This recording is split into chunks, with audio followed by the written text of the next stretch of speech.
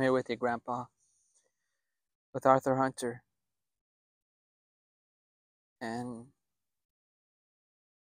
this is about the only person I could speak to about everything.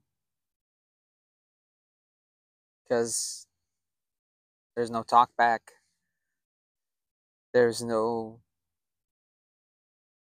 conversation being shut down. So I wanted to visit and actually talk to you. And I know you died before I was born. I wanted to just share with you and thank you for giving me time to talk to you.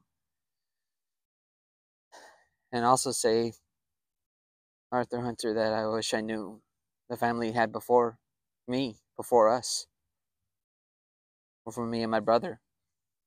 It would be great to know them.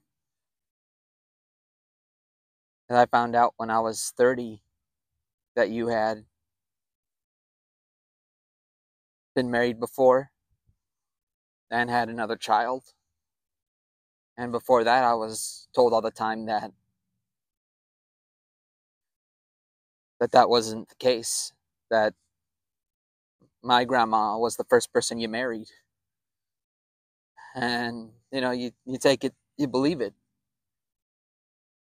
That's what I believe. You hear the story, you believe it. That's what I thought. So, and I didn't even have your last name. First, I was given, obviously, my father's last name, and that was taken away from me. But I wasn't even given your last name, even though my grandma and my mom, your daughter, whom I took care of as best I could, and whom I saw didn't take care of herself, and by that also didn't take care of me, didn't look out for me. And by the point where I couldn't take care of her as hard as I could, as much as I could. And I know it says here, loving husband and father. And I know as much as I can about you that you were, as much as I know. But it's kind of an empty thing to know. Because I wish I knew you further. I wish I knew more about you. I wish I knew everybody about you. And heck, I wish I had your name at the time. Because instead I was given a name that didn't fit. And it made me feel like I wasn't part of the family. It made me feel like I was part of another family that wasn't even here. It made me feel like I wasn't even part of my grandma or mom. So I just wanted to talk to you, Arthur Hunter, and say thank you, Grandpa, for even visiting here. It felt like when I was visiting, I wasn't talking to you.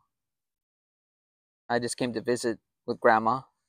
And this is the first time I saw your birth date, March 11th, 1911.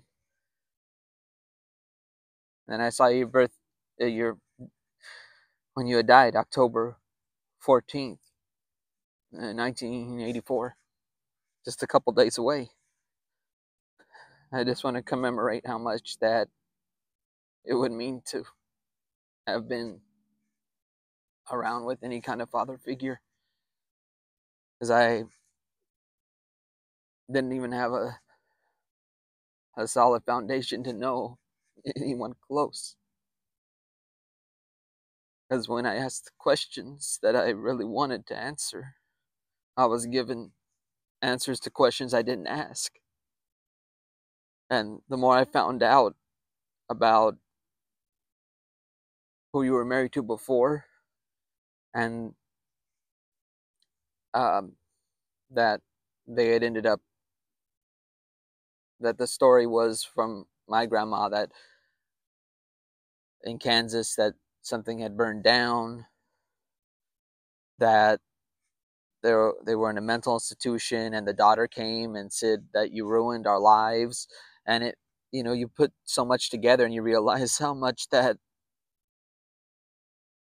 there's a lot more to that story that doesn't make me that makes me feel like, hey, why is this not adding up to something? Well, it's because I'm being told this at 30 years old.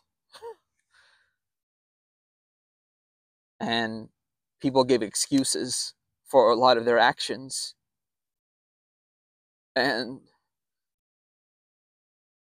I'm grateful that I can visit you today and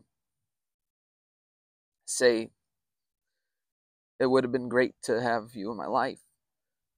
But I'm grateful that I could come talk to you without you shutting me down, without you having to stop me from talking to you, and just share with you out loud and say, I love that I visited and came to commemorate who you were, and that I can come today and say thank you for being a part of the life that I can resume today and go forward with, and to have success in this life going forward. And I hope to find the hunters and the boys ranks, the ones you've been close to, the friendships you built, because there were so many that you were close to, from what I remember, from what I know.